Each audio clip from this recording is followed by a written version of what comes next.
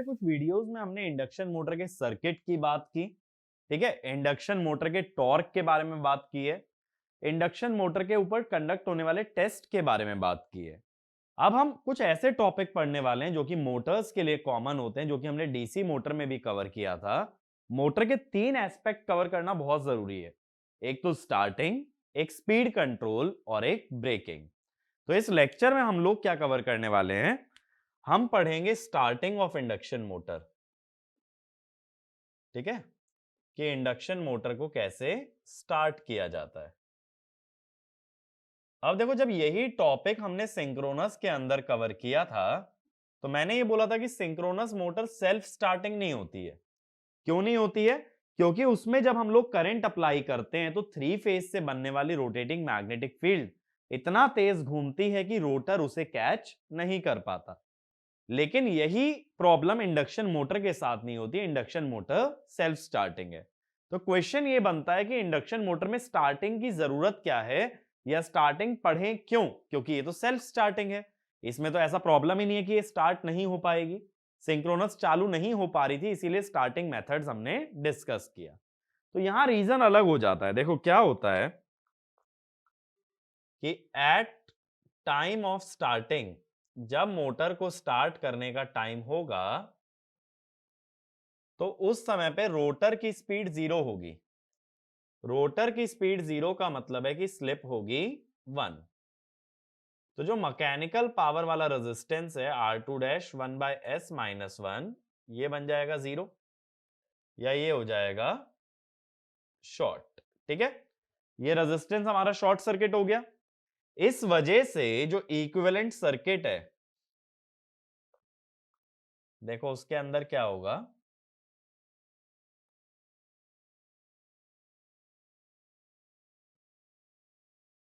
देखो ये हुआ JX1 R1 JX2 R2 dash, और ये हुआ V1। अगर शंट ब्रांच इग्नोर कर दिया जाए तो सर्किट कुछ ऐसा बचेगा। तो ये जो रेजिस्टेंस शॉर्ट हो गया है R2 dash 1 by S minus 1, इसकी वजह से ओवरऑल इंपिडेंस कम हो गई है। यहां पे स्मॉल कर देता हूं। तो इंपिडेंस रिड्यूसेस।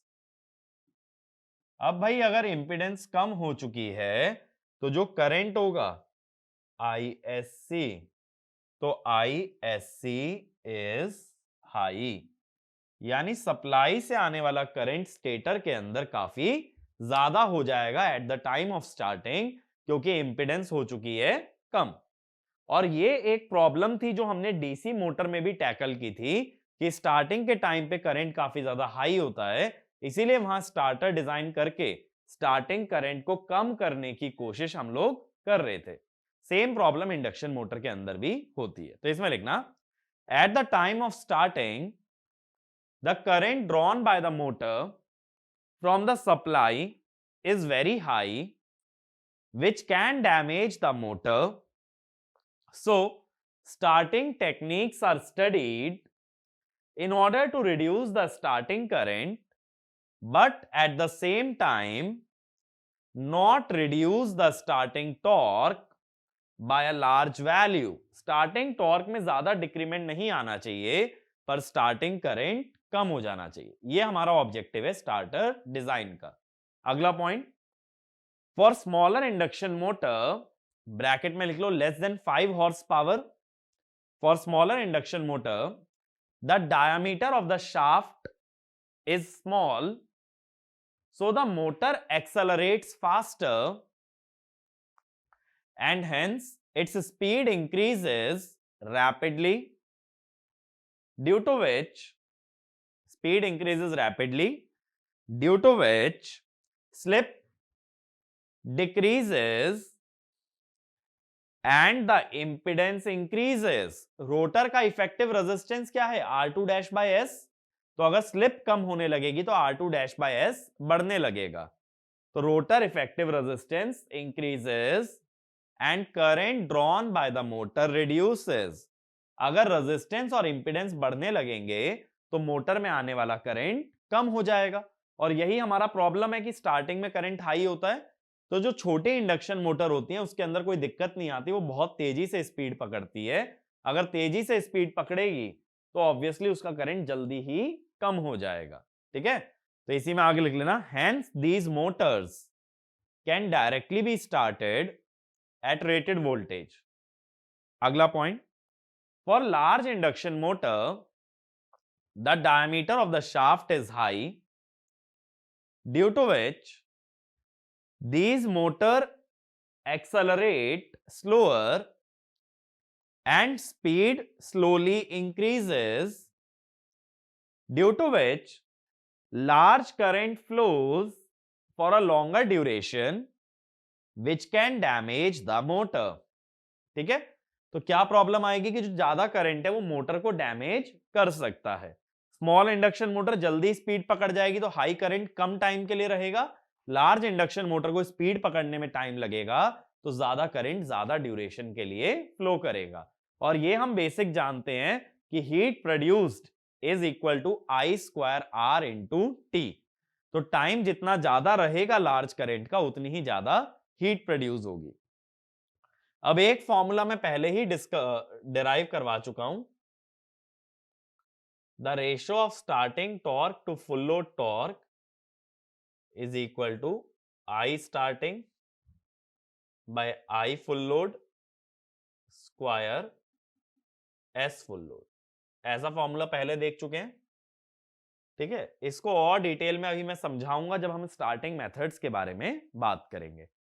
अब देखो, जब स्टार्टिंग की बात है तो हमें ये क्लियर हो गया अपना ऑब्जेक्टिव क्या है, स्टार्टिंग करंट कम करना है but at the same time torque में ज्यादा रिडक्शन ना आए। अब अपने पास दो तरह की इंडक्शन मोटर है, स्क्विरल केज इंडक्शन मोटर और स्लिप रिंग इंडक्शन मोटर। इसमें जो स्क्विरल केज वाला पार्ट है ये अपने लिए गेट के लिए रेलिवेंट है, स्लिप रिंग वाला पार्ट गेट के लिए रेलिवेंट नहीं है। यानी स्टार्टिंग और स्लिप रिंग इंडक्शन मोटर हमें गेट के लिए कवर करने की जरूरत नहीं है।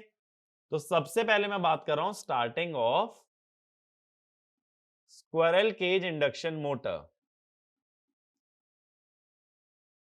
अब देखो, स्लिप रिंग इंडक्शन मोटर में एक बेनिफिट क्या होता है कि वहां रोटर के टर्मिनल स्लिप रिंग पे खत्म होते हैं। तो स्लिप रिंग पे तुम चाहो तो एक्सटर्नल रेजिस्टेंस लगा सकते हो। एक्सटर्नल रेजिस्टेंस लगा देने से तुम रोटर का इफेक्टिव रेजिस्टेंस बढ़ा रहे हो। रोटर का रेजिस्टेंस अगर बढ़ गया तो स्टार्टिंग करंट वैसे ही कम हो जाएगा। यही तो होता है, जितना ज्यादा इंपीडेंस होगा उतना ही कम करंट होगा। लेकिन स्क्विरल केज इंडक्शन मोटर के अंदर ऐसी कोई फैसिलिटी अपने पास अवेलेबल नहीं है जिससे कि हम एक्सटर्नल रेजिस्टेंस जोड़ पाए। ठीक है, तो हम क्या कहते हैं कि starting current is nothing but V1 by root over R1 plus R2 dash का square X1 plus X2 dash का स्क्वायर। अब देखो, इंपेडेंस तो मैं बदल नहीं सकता। अभी मैंने बोला इंपेडेंस क्यों नहीं बदल सकते, क्योंकि यहां पे स्लिप रिंग अवेलेबल नहीं है। तो हम ये कह देते हैं to reduce IST reduce V1। ठीक है, लेकिन साथ ही साथ ये भी ध्यान रखना है कि टॉर्क V1 स्क्वायर के प्रोपोर्शनल होता है। तो as V1 reduces torque reduces. तो अब स्टार्टिंग कुछ ऐसी करनी पड़ेगी कि करंट तो कम हो जाए और साथ ही साथ टॉर्क में जो रिडक्शन आएगा, टॉर्क भी देखो कम तो होना ही है, लेकिन टॉर्क में रिडक्शन ज्यादा ना आ जाए, वरना मोटर स्टार्ट ही नहीं हो पाएगी। मैंने पहले भी बताया था कि मोटर को झटके से स्टार्ट करना पड़ता है तो स्टार्टिंग टॉर्क हाई चाहिए होता है। अब स्टार्टिंग टॉर्क तो तुम्हारा कम हो रहा है, स्टार्टिंग टॉर्क कम हो रहा है तो इतना कम ना हो जाए कि वो लोड को उठा ही ना पाए। ठीक है, क्योंकि स्टार्टिंग में जब फ्रिक्शन मोशन को अपोज करेगा तो अगर तुम फ्रिक्शन से कम फोर्स या फ्रिक्शन से कम टॉर्क लगा रहे हो तो definitely motor can not start. तो इस चीज का ध्यान रखना है। ठीक है, तो इसमें लिखना, there are two methods of starting squirrel cage induction motor. पहला मेथड लिखो डायरेक्ट ऑनलाइन स्टार्टिंग, दूसरा रिड्यूस्ड वोल्टेज स्टार्टिंग। यानी एक तो फुल वोल्टेज लगा के चालू करना और एक वोल्टेज कम करके उसको स्टार्ट करना। अब फुल वोल्टेज लगा के तो खतरा ही है ना, सिंपल सी बात सोचो, पूरी वोल्टेज लगा दोगे तो बहुत हाई करंट फ्लो करेगा जो वाइंडिंग को डैमेज कर सकता है। फिर भी हम फुल वोल्टेज वाला मेथड क्यों पढ़ रहे हैं? क्योंकि बाकी के सभी मेथड्स को कंपेयर किया जाता है फुल वोल्टेज वाले मेथड से, ठीक है? तो ये फुल वोल्टेज का मेथड एक बार रीड करना हमारे लिए बहुत जरूरी है। तो सबसे पहला मेथड लिख लेना, डायरेक्ट ऑनलाइन स्टार्टिंग, DOL, ठीक है? अब देखो स्टार्टिंग के जो क्वेश्चन बनते हैं ना वो बहुत ही सिंपल, बहुत ज्यादा फॉर्मूला बेस्ड होते हैं। इसके अंदर ज्यादातर स्टूडेंट्स को ना छोटी छोटी कंफ्यूजन होती हैं, तो वो मैं आपको क्लियर करते चलूंगा साथ साथ, तो कंफ्यूज होने की कोई जरूरत नहीं है। हर मेथड बहुत ही सिंपल मेथड है, ठीक है? बस इतना ध्यान रखना है, कर क्या रहे हैं कि वोल्टेज कम कर दें तो करंट कम हो जाएगा, इससे ज्यादा और कुछ कर नहीं रहे हैं। अब डायरेक्ट ऑनलाइन स्टार्टिंग में हम क्या कहते हैं, पॉइंट बना के लिख लो, मैं यहां पे लिख नहीं रहा हूं। We apply rated voltage at the time of starting, due to which starting current is very high. Direct online क्यों बोला? कि जितनी वोल्टेज पे इसे चलना था डायरेक्टली उसी वोल्टेज पे मोटर को स्टार्ट किया गया है, यानी रनिंग कंडीशन में ही मोटर को स्टार्ट कर दिया गया है। जैसे सिंपल सी बात सोचो, अगर तुम्हें गेट एग्जाम या ईएसई एग्जाम में अपीयर होना है, तो जो एग्जाम एनवायरमेंट है अगर उसी में तुम तैयारी करते हो तो उसको बोलेंगे ऑनलाइन प्रिपरेशन। ऑनलाइन माने कंप्यूटर से नहीं होता हमेशा, ठीक है? ऑनलाइन का मतलब होता है एक्चुअली अंडर लाइव कंडीशन, ठीक है? जो लाइव कंडीशन होने वाली है उसी में अगर काम किया जाए तो उसको ऑनलाइन बोलते हैं। तो यही सेम चीज है, जिस कंडीशन में मोटर फाइनली चलेगी उसी पे उसको स्टार्ट किया जाए। अब इसमें हम एक पॉइंट और लिखो, in the equivalent circuit we ignore the shunt branch of the circuit, we ignore shunt branch of the circuit. तो अब देखो जैसा मैंने बताया कि हमारा जो सर्किट बनेगा स्टार्टिंग के टाइम पे स्लिप 1 होती है, तो मैकेनिकल पावर वाला रेजिस्टेंस तो भूल जाओ,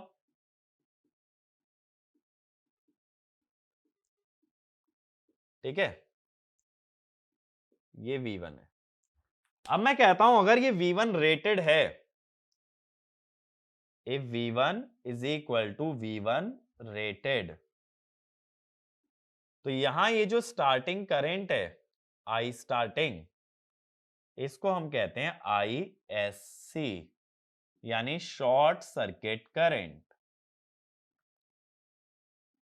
ठीक है? इसीलिए मैंने ये बात बोली भी थी कि ब्लॉक रोटर टेस्ट का डेटा ना डायरेक्टली स्टार्टिंग में काम आ सकता है।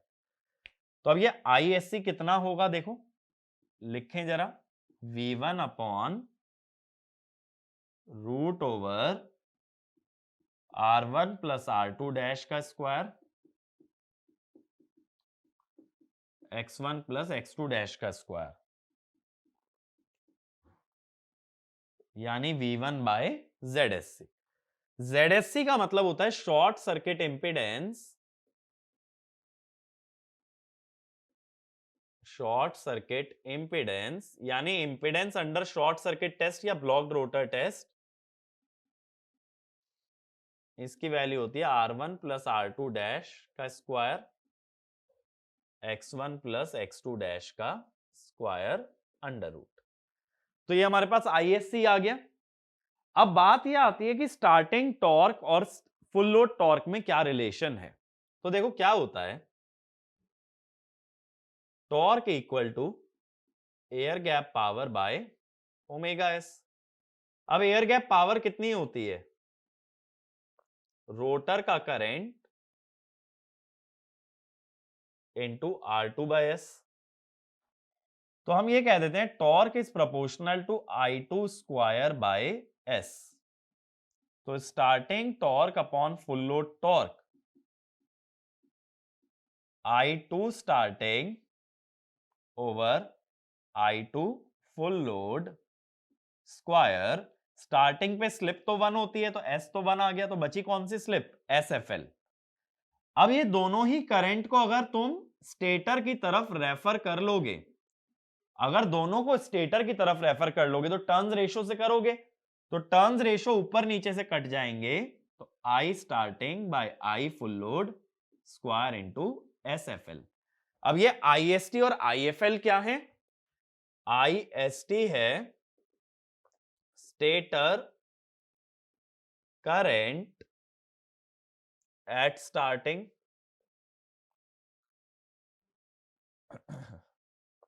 आईएफएल है स्टेटर करंट एट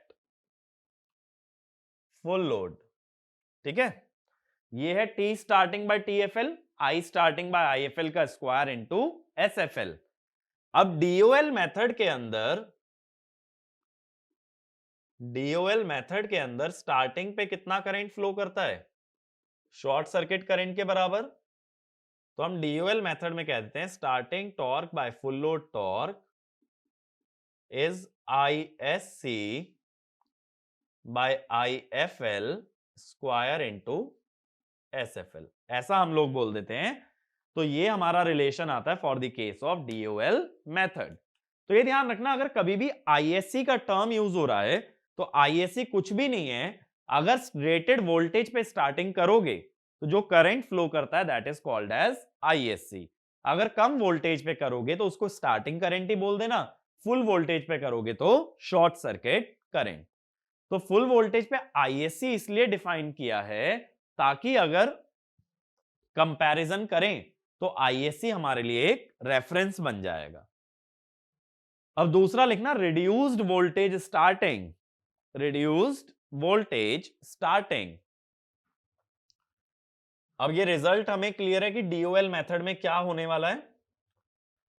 अब रिड्यूस्ड वोल्टेज स्टार्टिंग का मतलब है स्टेटर की वोल्टेज को कम कर दिया जाए।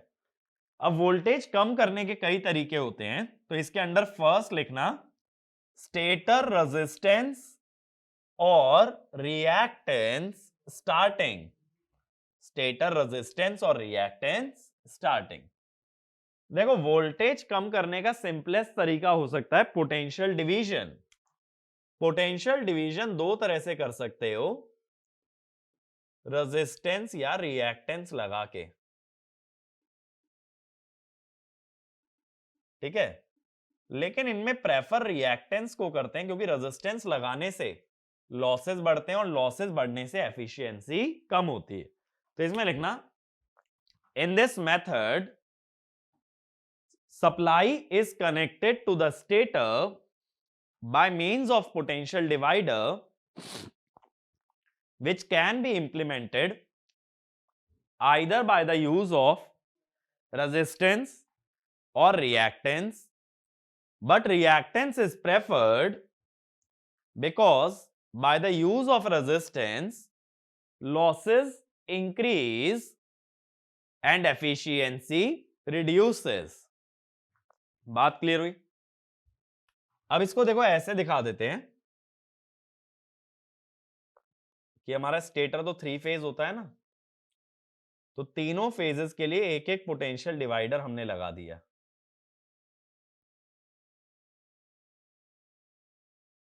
अब मान लो स्टेटर स्टार कनेक्टेड है, वैसे तो देखो जनरली डेल्टा कनेक्टेड लेते हैं, बट अगर मैं पहले ही दे रहा हूं कि चलो स्टार कनेक्टेड है स्टेटर,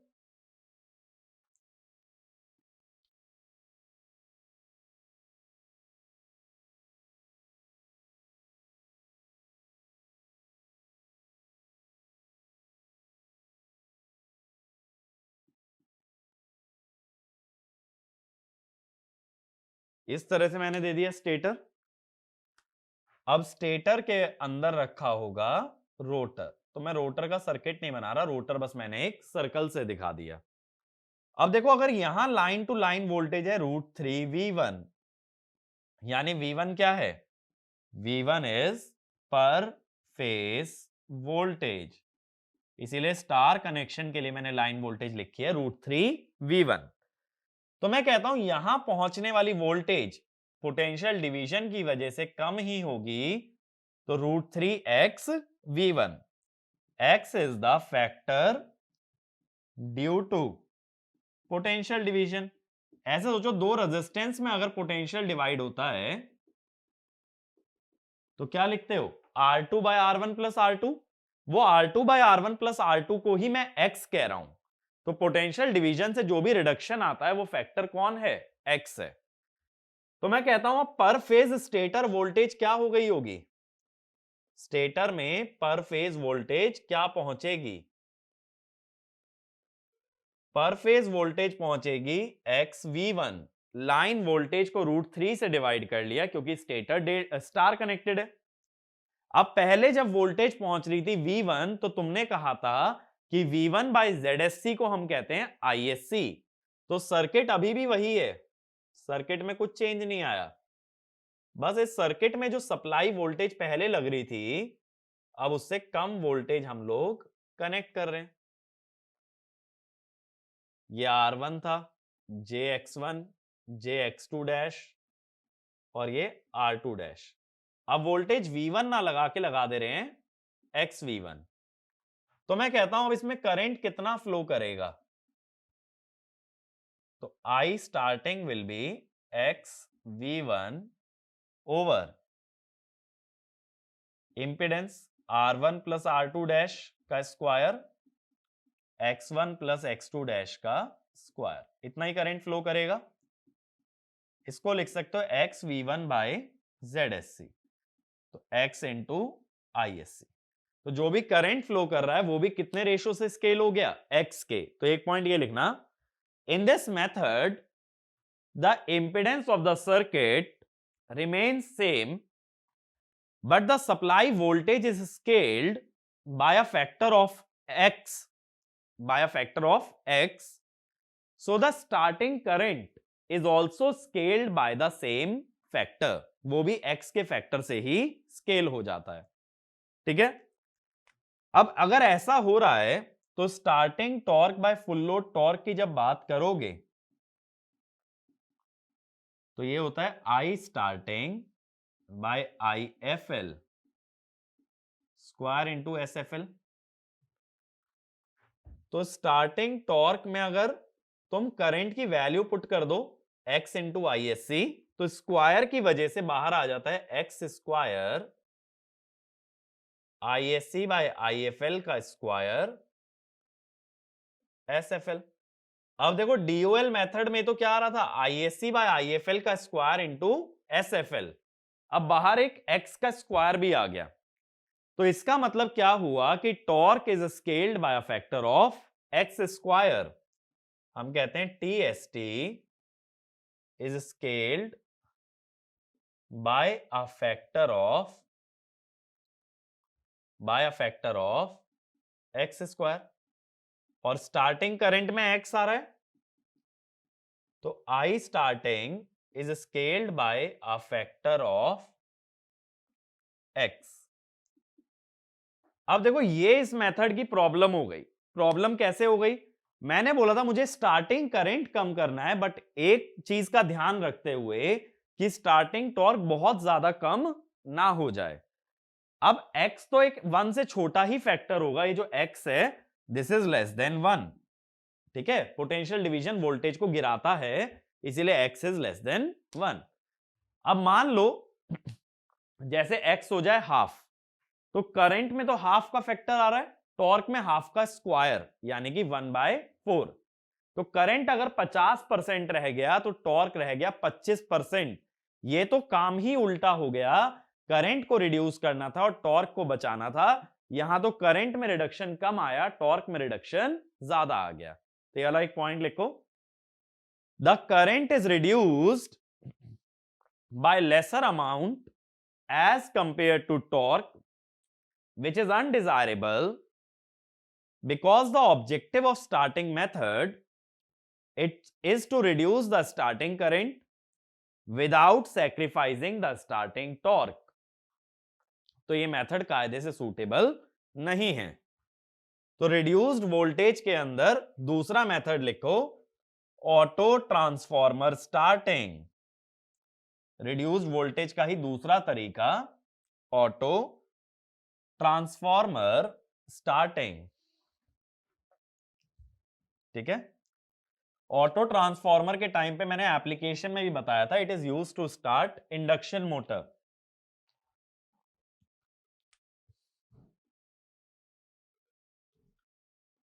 ठीक है, ऑटो ट्रांसफॉर्मर स्टार्टिंग। ठीक है, अब इसमें क्या करते हैं, ऑटो ट्रांसफॉर्मर देखो जो हमने पढ़ा है वो सिंगल फेज पढ़ा है, वैसे ही ऑटो ट्रांसफॉर्मर 3 फेज के भी होते हैं। तो अभी मैं 3 फेज का एक ऑटो ट्रांसफॉर्मर ड्रॉ कर दे रहा हूं। अब ये सब दोबारा एक्सप्लेन नहीं करूंगा भाई कि ऑटो ट्रांसफॉर्मर एक पोटेंशियल डिवाइडर नहीं होता है, वो वोल्टेज को स्टेप अप भी कर सकता है और स्टेप डाउन भी कर सकता है।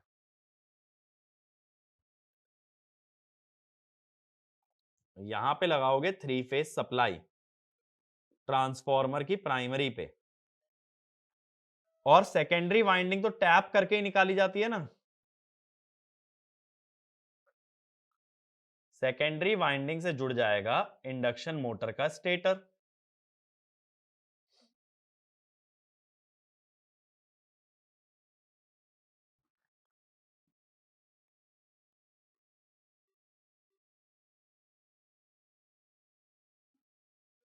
ये जुड़ गया एक फेज,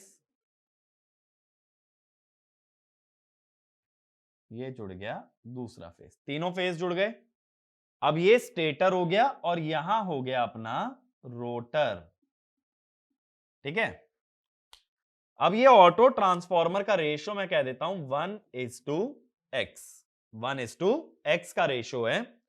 तो यहां अगर एक वाइंडिंग पे वोल्टेज V1 है, यानी कि लाइन वोल्टेज √3V1 है, तो कितनी वोल्टेज सेकेंडरी पे पहुंचेगी? XV1, या दो लाइन के बीच में अगर बात करो तो √3XV1। ठीक है, तो इसमें लिखना, in this method we use a step down auto transformer, we use a step down auto transformer where supply is connected on the high voltage side and the stator of induction motor is connected on the low voltage side. Next point, if the transformation ratio is 1:x, where x is less than 1, then the voltage at the stator of induction motor is xv1, is xv1।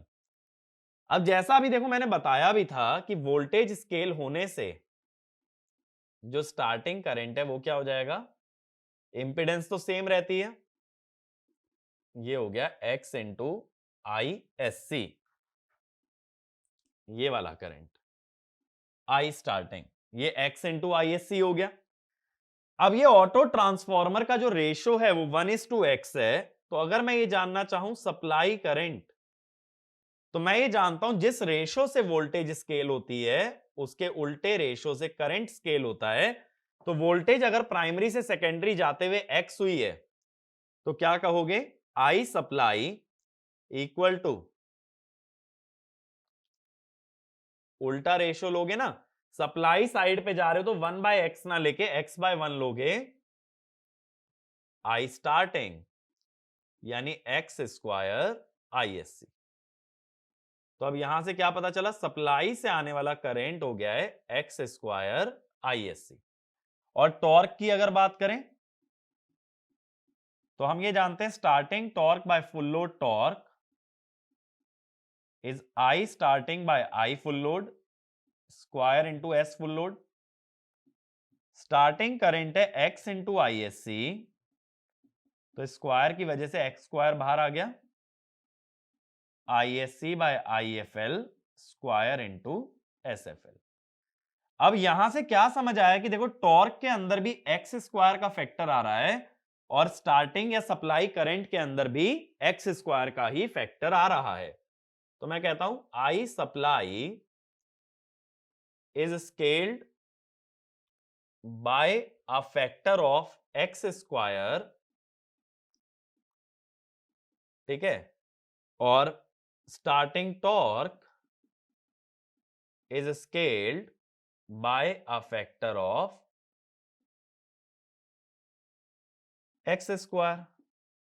यानी अगर x की value half लोगे तो torque भी 1/4 हुआ और current भी 1/4 हुआ, तो इसमें अपने को नुकसान नहीं हुआ।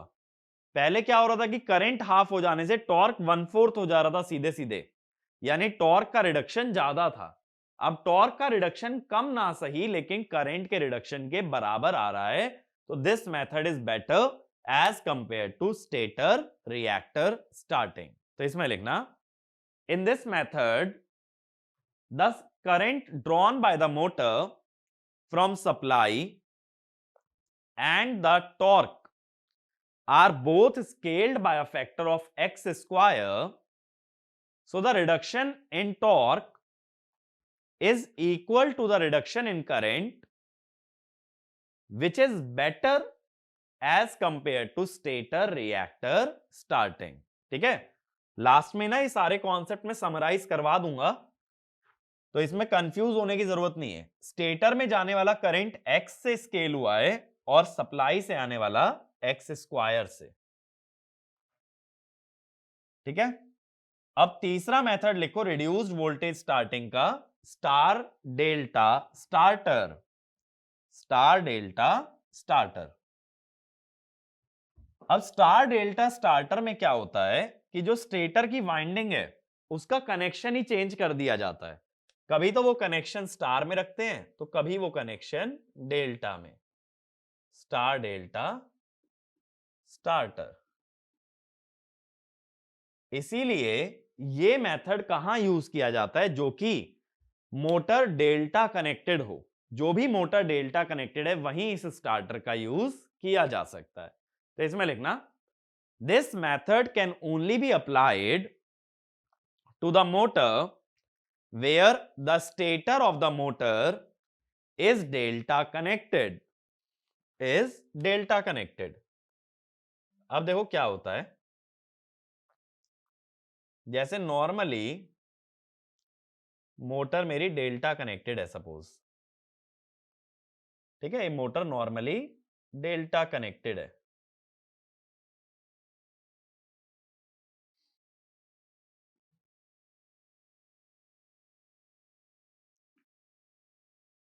अब मैं कह रहा हूं कि स्टार्टिंग के टाइम पे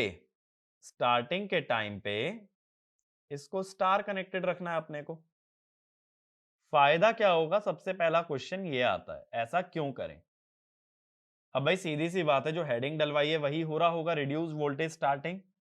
इतना तो कॉमन सेंस है, लेकिन समझना ये है कि ऐसा कैसे हो पा रहा है। रिड्यूस्ड वोल्टेज की बात कैसे आ रही है, देखो अगर मैं ये कह दूं कि लाइन वोल्टेज है V1, डेल्टा में तो लाइन और फेज सेम होता है ना, तो यहां क्या होगा, यहां भी अगर लाइन वोल्टेज V1 होगी तो पर फेज में कितनी पहुंचेगी, V1/√3। डेल्टा के अंदर लाइन और फेज दोनों वोल्टेज सेम होती हैं, जबकि स्टार के अंदर phase voltage is line voltage bye √3। तो इससे हुआ क्या कि स्टेटर में पहुंचने वाली पर फेज वोल्टेज 1/√3 के फैक्टर से स्केल हो गई, और वोल्टेज अगर स्केल हो गई तो स्टार्टिंग में फ्लो करने वाला करंट भी स्केल हो जाएगा। तो इसमें लिखना, if the motor is normally connected in delta, then at the time of starting the stator winding is kept in star connection। Next point, if the line voltage is same for both the cases, then the phase voltage of star connection is 1/√3 times as compared to the phase voltage of delta connection। तो अब इसका मतलब यह हुआ कि stator का जो circuit बनेगा, पर फेज जो सर्किट बनाते हैं उसके अंदर वोल्टेज क्या दिखाओगे, V1 ना दिखा के V1/√3। तो अगेन देखो इंपीडेंस तो सेम रहेगी भाई, इंपीडेंस में थोड़ी कोई भी चेंज आया है, बट यहां जो वोल्टेज आनी चाहिए थी V1, अब उसकी जगह क्या आ रही है, V1/√3। I starting. तो अब मैं क्या कहता हूं कि आई स्टार्टिंग कितना है, इंपिडेंस तो सेम है लेकिन वोल्टेज है V1/√3 divided by ZSC। V1/ZSC होता है ISC, तो ये हो गया ISC/√3। ऐसा हो गया। तो ये वाला करंट है आई स्टार्टिंग। तो हम कहते हैं इन स्टार कनेक्शन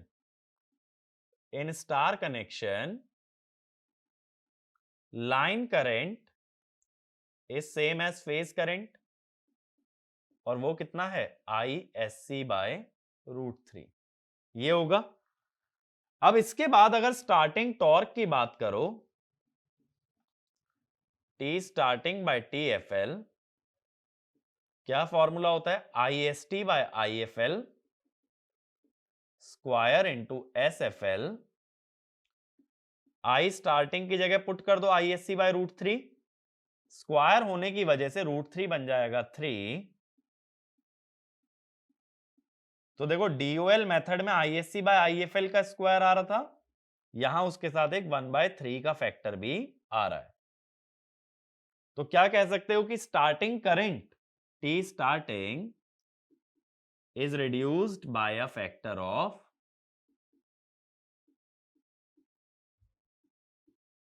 1/3, 1/3 हो गया। और जो वाइंडिंग में जाने वाला करंट है वो कितना है ISC/√3।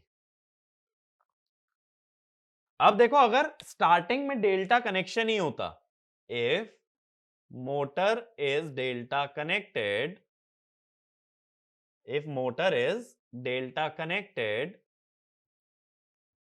at the time of starting,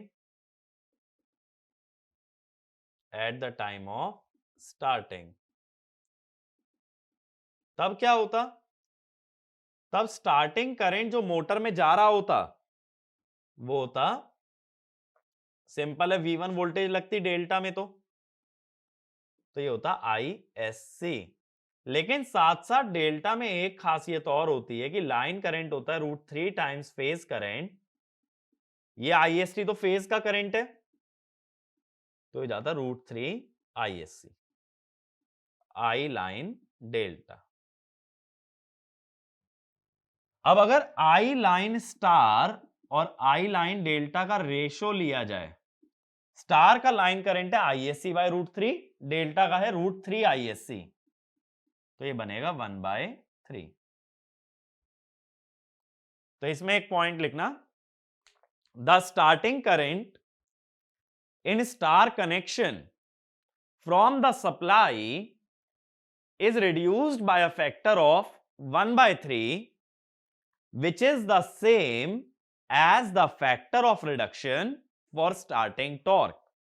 तो हम ये जानते हैं कि सप्लाई से आने वाला current I supply is reduced by a factor of 1/3, ठीक है। डेल्टा में √3 टाइम्स आता और स्टार में 1/√3 टाइम्स आया, तो दोनों का रेशियो कितना बना 1/3। अब कई बच्चे गलती क्या कर देते हैं, ये 1/3 याद रख के चले जाते हैं और बोल देते हैं कि जो स्टार में करंट है वो ISC/3 है वो ISC/√3, लेकिन डेल्टा में कितना होता √3 ISC, इस वजह से रेशियो 1/3 का बन रहा है, ठीक है। यहां तक मेरी बात क्लियर है। अब इसके अंदर देखो दिक्कत भी आती है स्टार डेल्टा स्टार्टर के अंदर, कि ये मेथड इतना सिंपल एकदम से नहीं होता।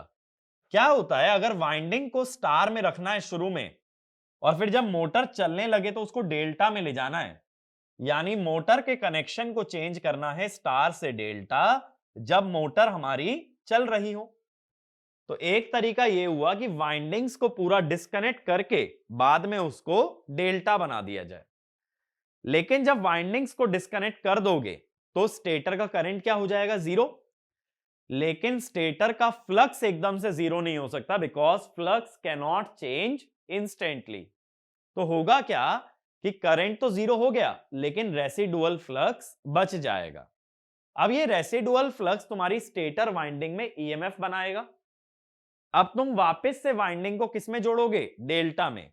जब तुम डेल्टा में जोड़ोगे तो रेसिडुअल फ्लक्स की वजह से उसमें ऑलरेडी एक EMF था। आइडियली मोटर के सर्किट में V1 और E1 सब्ट्रैक्ट होने चाहिए, यही तो होता है current V1 minus E1 bye Z। लेकिन अगर ईएमएफ ऐसा बना कि दोनों ऐड हो गए तो बहुत ज्यादा हाई करंट आ जाएगा, तो ये दिक्कत होती है स्टार डेल्टा स्टार्टर की। दोबारा सुनो, अगर स्टार कनेक्टेड वाइंडिंग है उसे डेल्टा में ले जाना है तो पहले उन वाइंडिंग्स को सप्लाई से डिस्कनेक्ट कर दो। सप्लाई से डिस्कनेक्ट तो कर दोगे लेकिन फ्लक्स खत्म नहीं हो सकता, तो उन वाइंडिंग्स में फ्लक्स के कारण ईएमएफ बनेगा ही बनेगा। अब जब दोबारा उनको डेल्टा में जोड़ोगे सप्लाई के साथ, तो सप्लाई वोल्टेज भी और ईएमएफ भी है, ये होने तो सब्ट्रैक्ट चाहिए, लेकिन अगर ये गलती से भी ऐड हो गए तो बहुत हाई करंट स्टेटर में फ्लो करेगा। That is the difficulty. तो इसमें लिखना, initially the motor is star connected and we change the connection to delta when the motor runs at almost 80% of the rated speed, because at that point the slip is low and the rotor impedance is high, R2 by S high हो जाएगा। But if we change the connection before such a speed, then high stator current may flow which can damage the winding। तो पहले इंतजार कर लेना कि 80% तक speed आ जाए और उसके बाद ही स्टार से डेल्टा जाना। अगर जल्दी करोगे तो स्पीड कम होगी, स्लिप ज्यादा होगी, स्लिप ज्यादा हुई तो R बाय एस वाली इंपिडेंस कम होगी। इंपिडेंस अगर कम हुई तब क्या होगा, इंपिडेंस कम होने से हमारा जो करंट है वो हाई आ जाएगा। नेक्स्ट पॉइंट लिखना, when the connection is changed from star to delta, the windings are disconnected from the supply, but the flux cannot be instantly made zero, so magnetic field continues to exist. This magnetic field causes EMF to be induced in the stator winding which are disconnected from the supply. Next point, now when this winding is connected in delta across the supply, it may happen that terminal voltage and EMF get added, and if such a thing happens, then resultant voltage is high, which causes very high current to flow in the stator winding and can damage the stator winding इसी में full stop लगा के आगे लिख लेना, this current can be 12 to 15 times the full load current. अब बात है इसको अवॉइड कैसे करें, तो नेक्स्ट लिखना, मॉडिफाइड स्टार डेल्टा स्टार्टर। तो इसमें लिखना, in this starter the windings are never disconnected from the supply when we change the connection from star to delta. देखते हैं कैसे होता है। स्टार से डेल्टा जाते वक्त वाइंडिंग को सप्लाई से डिस्कनेक्ट नहीं करना है। देखो स्टार में वाइंडिंग बना रहा हूं,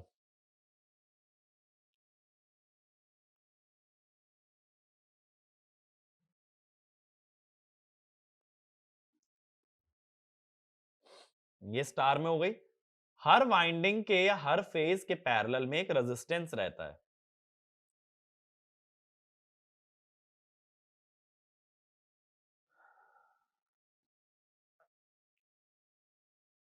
ठीक है, फेजेस को नाम दे दो ए, बी और सी। तो ये तो स्टार्टिंग पे ऐसा कनेक्शन रहेगा जहां तीनों वाइंडिंग स्टार में है और रेजिस्टेंस ओपन है। अब मुझे स्टार से डेल्टा जाना है, जब मोटर की स्पीड 80% हो चुकी है तब मुझे स्टार से डेल्टा जाना है। तो सबसे पहला स्टेप क्या करता हूं, ये रेजिस्टेंसेस को भी न्यूट्रल पॉइंट से मैं जोड़ देता हूं। देखो क्या होगा,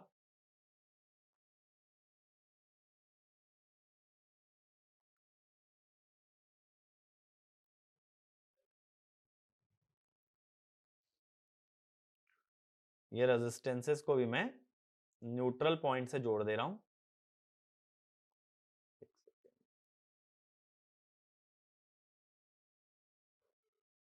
ठीक है, ये वाइंडिंग, ये रेजिस्टेंस, ये वाइंडिंग और ये रेजिस्टेंस। तो ये सारे के सारे किससे जुड़े हुए हैं? न्यूट्रल से। तो रेजिस्टेंस पैरेलल में आ गया ना वाइंडिंग के। अब मैं क्या करता हूं, ये जो बीच वाला स्विच है जिसमें कि सारे कनेक्शन न्यूट्रल से जुड़े हुए हैं, ये सबको मैं ओपन कर देता हूं। तब कनेक्शन कैसा दिखेगा? ये जो बीच वाला ट्रायंगल है ना, इसको हटा दो, यानी कि सबको न्यूट्रल से डिस्कनेक्ट कर दिया गया है।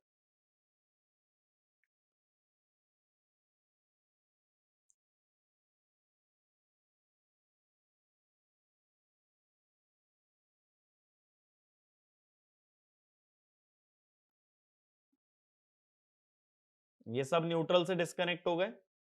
अब इसके बाद क्या करते हैं, जो रेजिस्टेंसेस हैं अब इनको शॉर्ट सर्किट कर देते हैं। जैसे पहले ओपन थे स्टार में, डेल्टा में इनको शॉर्ट कर दो।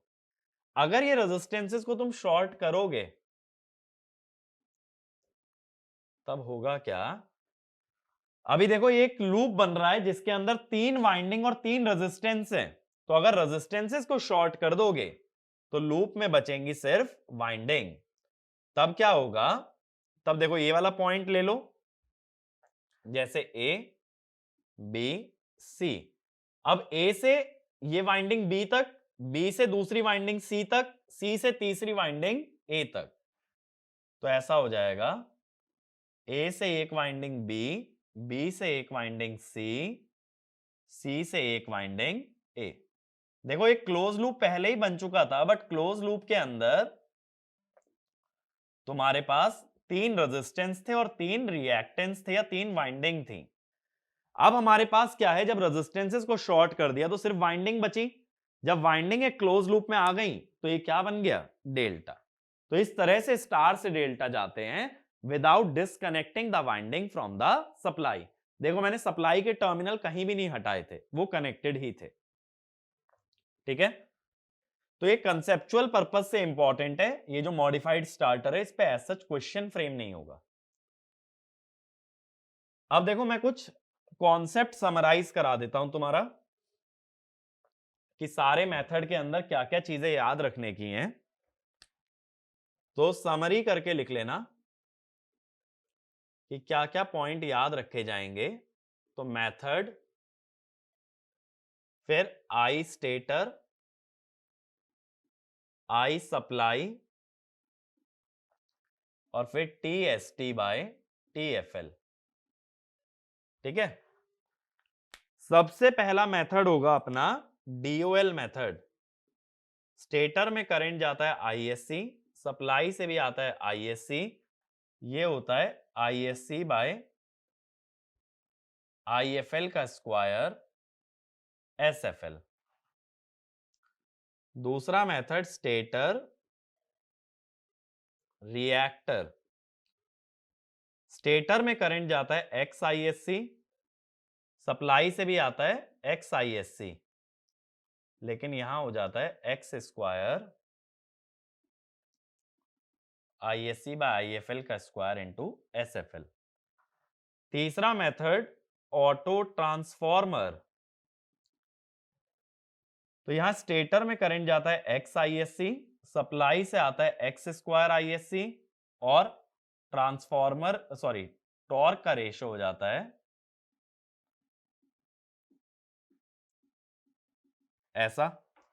अब इसके बाद तीसरा last starter star delta, stator में जाता है आईएससी बाय √3, सप्लाई से भी आता है आईएससी बाय √3, और यहां होता है 1/3 ISC by IFL square SFL. लेकिन इसके अंदर एक कॉन्सेप्ट और याद रखना है कि I supply star upon I supply delta, अगर स्टार और डेल्टा वाले करंट्स का रेशो लें तो वो 1/3 आता है। ठीक है, तो ये सब फॉर्मूले से तुम्हारे सारे क्वेश्चन बन जाएंगे जितने भी स्टार्टिंग पे आते हैं। स्टार्टिंग पे वैसे तो देखो इसके अंदर कम ही क्वेश्चन फ्रेम किए जाते हैं, बट जो भी होते हैं फॉर्मूला बेस्ड होते हैं, तो इतना याद रखोगे क्लियर रहेगा। ठीक है, तो स्क्विरल केज इंडक्शन मोटर के अंदर इतनी नॉलेज होना सफिशिएंट है, बाकी बातें नेक्स्ट वीडियो में। Thank you.